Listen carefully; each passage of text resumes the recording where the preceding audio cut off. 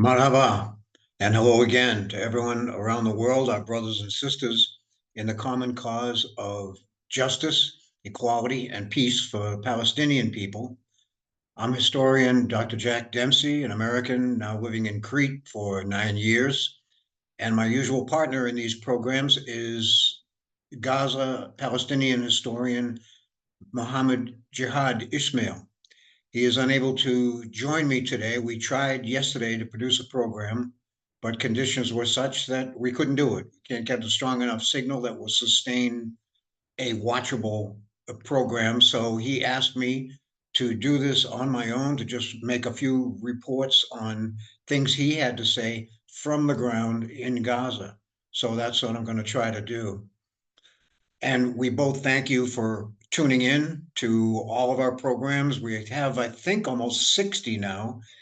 And the obstacle is suddenly between Mohammed's Zoom and my own that he can't seem to log in to get to the programs. Now, we don't know for sure why, but he mentions a thing called the 8,200 unit or computer program, the 8,200 unit or program, which deliberately, on Israel's behalf, breaks up, chops up, destroys your internet signal so that you can't get any words out. And I thought that that would go along with the idea that Israel is losing its wars on all different fronts in Gaza, against Hezbollah and Lebanon, against the Houthi, and against Iran.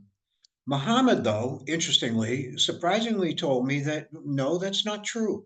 He feels that Israel is winning on all its fronts, that they have decapitated at least two levels of Hezbollah leadership, that Hamas is trapped in its own tunnels and doesn't even dare to come out because of even more hazards to them, being Palestinian families of Gaza who are shooting at them when they see them on the street and starting gunfights right outside Muhammad's house, often in revenge for Hamas having killed members of their family many years ago when Hamas took over Gaza.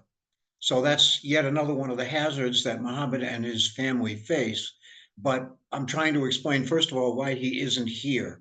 So I think I've made the point, and he disagrees with me that Israel is winning. Every source I can find and corroborate with others seems to agree that they're losing on every front, and they make pretty well substantiated arguments why that is so. I asked Muhammad what are his direct sources, and the first one he mentioned was there are many Palestinians living in poverty camps, concentration camps, as they have been for generations in Lebanon, along the Lebanese-Israel border. And he contacts distant members of his family among them every week. And he says that is their report, that contrary to American reports and Western reports, that Israel has not been able yet to capture a single village in that northern Israel territory, bordering into Lebanon. Muhammad says, no, they have captured dozens of villages. They've killed hundreds of Hezbollah fighters, and that their casualties are fairly minimal. They've got 5 divisions, over 100,000 Israeli soldiers doing that work up there. And Muhammad's other sources, he said, were Arabic journals that I would not be able to read. So that's the news, at least from downtown Gaza, where Muhammad is living, and his different networks of information tell him that no, the Western press is wrong. Israel is not losing; they are winning. And that is not something that Muhammad would say lightly. He does not hate anyone. He does not wish anyone harm, including Israelis. But he is a rigorously honest observer and gatherer of information, and he shared his best with me. So I thought you'd like to know that as, again, an explanation as to why he's not here with me. There are a few other items to mention news-wise that he asked me to share. And the thing I would put up front in this quick rundown of their conditions is, well, imagine your own family's daily life. And I would suggest that any one of these issues that I'll list would be a real crisis in and for your household. Well, for your average family like Muhammad's in Gaza, there is fighting all around them in the devastated ruins of Gaza, as I mentioned, among Palestinian families seeking revenge against Hamas and Hamas fighters who are engaging both them and Israeli troops. There's constant artillery shelling, bombing, missiles, drones, foot soldiers, tanks, roaming by, roaming through, exploding in your midst at almost any time of day. Muhammad's own house, which by some miracle has mostly survived through all of this the past year, has now been taking bullet holes, chunks of shrapnel that you can see on our blog pages, Jack Dempsey writer at wordpress.com, Jack Dempsey writer at wordpress.com, chunks of shrapnel that are coming right through the walls. His front door was smashed in twice during their absences. Their children the parents too, get no sleep because you never know when the next explosion or gunfire is going to erupt right outside your door. So they are absolutely burnt out from lack of true and solid rest. They run their household on what equate to car batteries. My wife and I bought them two first rate South African produced car battery size implements that he must recharge maybe once a week. And everything is turned off except maybe their handheld Palm Pilots or something from dusk until dawn, so that no lit window makes their house a target, okay, for further attack. This means also that every time Muhammad steps outside the door to go retrieve food, buying it from Hamas thugs who steal all the humanitarian free aid that comes and sell it to their own starving people, every time he goes out to fetch a few liter bottles of water, it's about a 5 mile round trip. He has one very close friend named Taufik, who you can also see at our blog, Jack Dempsey Writer at WordPress.com. They're risking their lives. They're risking their lives to get food and water to get them through maybe 2 or 3 days at a time. He went to I think, UN related agency 2 days ago and managed to come home with two 30-kilo bags of flour. So they're able to make bread and maybe some other kinds of sustenance, but they're cooking over wood fires. They go out and gather sticks, tree branches, broken chunks of wood, and they're cooking in fry pans over this open fire. There is no gas, there's no electricity, there's nothing. Fortunately, their children have received now, all three of them, their second treatment against polio type B, which is highly contagious. It's ravaging people all through the Gaza Strip, from the polluted and even sewage water that collects in the streets, from piles of garbage that have been there over a year uncollected everywhere they look, from wild animals, from snakes to insects to wild dogs and cats who bite when the children maybe try to make friends with a living thing for a change. And that's if they get outside the house at all. Muhammad's wonderful wife, Ghada, is pregnant with their fourth child, and she's due to deliver next spring. So the doctors have already told her that while she seems to be in good shape nourishment wise, she's going to probably need a cesarean, which includes a special operation, all kinds of medications and so forth, and they don't know how in the world they're going to pay for these things. There is, finally, to wrap up this quick report, a saying that's growing in Gaza, which is, how could today be any worse? Well, don't ask, because tomorrow will answer you. I think that's a pretty powerful statement, and really reflects the reality that no matter how much we look at this, you imagine how could it be any worse, and yet the next day something else comes along. So, in the light of that, Muhammad and his family have had a democratic meeting and decided to emigrate to leave their ancient ancestral home in Palestine and to emigrate to a country they're not even able to identify yet because it's impossible to make any headway in terms of paperwork, applications, and so forth.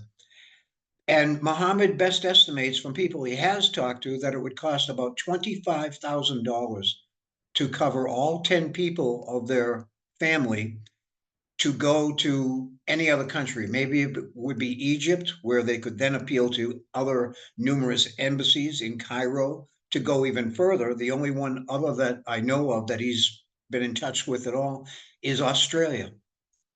Now, this is in keeping with the Torah dictates that Muhammad and I have anatomized closely in earlier programs, contrasting the so-called Old Testament and the Quran.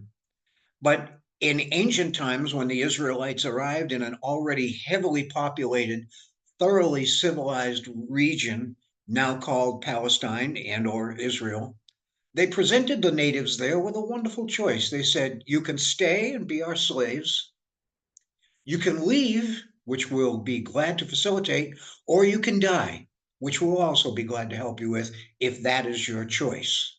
So the emigration one seems to fit number two there, I think. And this is a heartbreaking, stone hard decision for them, but they simply see no possible future in Palestine, in Gaza, for their children. And so we have, or rather, an Irish activist, wonderful man named Aaron Nolan, has organized a GoFundMe to help Muhammad and his family. At GoFundMe, it's called Support Muhammad Ismael and His Children. Support Muhammad Ismael and His Children at GoFundMe. I'll leave a link in the more information below here to facilitate your clicking on. If we can get 2,500 people to contribute only $10, the cost of your coffee for a couple of days, then they would be able to make it out. They would be able to start a whole new life in a new place. And again, it's not to minimize at all how disappointing, heartbreaking this is for them, but it's the only way to bring a future to their children, which they love more than anything else in the world. So there is one other thing on the horizon. There's been talk here and there about a program that Israel itself may start soon that would help Palestinians to emigrate. Maybe they would offer them some kind of financial aid or foreign connections where they could get a company or a family to host them.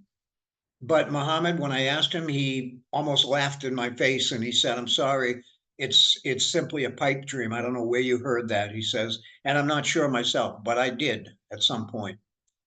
So I'm going to wrap this up. That's the latest in the conditions from Gaza. According to Muhammad Ismael, they cannot really communicate outward. We only use Facebook Messenger to type a few messages here and there. That Israel is in fact winning on all its fronts, at least according to Palestinian Gazan writer and historian Muhammad Ismael, who lives there, that their days are filled with any kind of crisis you can imagine, that in your own household, any one of them would be almost impossible to handle, a real shock to the system. And finally, I just want to implore you to take a look at the GoFundMe. We're at about 15% of our goal, which isn't much, but it's about over 3,000, maybe 3,800 or so dollars or euro. And any small contribution you could make, if you really want to do something, this is direct, this is tangible, and it will produce miraculous results for them. So it would be nice to be able to say to yourself, I lifted my fingers. I took 3 minutes online with a credit card, completely safe, by the way. GoFundMe is very well protected to ensure easy donations. I really took the time to help them in some small way. It feels good, my friends. So please think about them as a real family of human beings who've had nothing but oppression, poverty, and trouble their entire lives, and yet they have no hatred in their hearts. All they want is a chance to breathe freely. That's all they want. Okay, so I want to thank you from the bottom of my heart for listening to me today. To get the news from Muhammad, we want to keep these programs going any way we can, and we're working on the Zoom technical issue, whatever it might be, to try to bring you some more programs that will, as is our goal, bring you information that you don't get anywhere else, that you don't hear, or that sometimes runs counter to the popular conceptions of what's happening and why there. Okay. So again, this is Dr. Jack Dempsey thanking you very much for your time. I hope you'll go and below and click on the GoFundMe and just give $10 to help these people. God bless everyone, Palestinians, Israelis, and everybody who wants peace in our day. Thank you.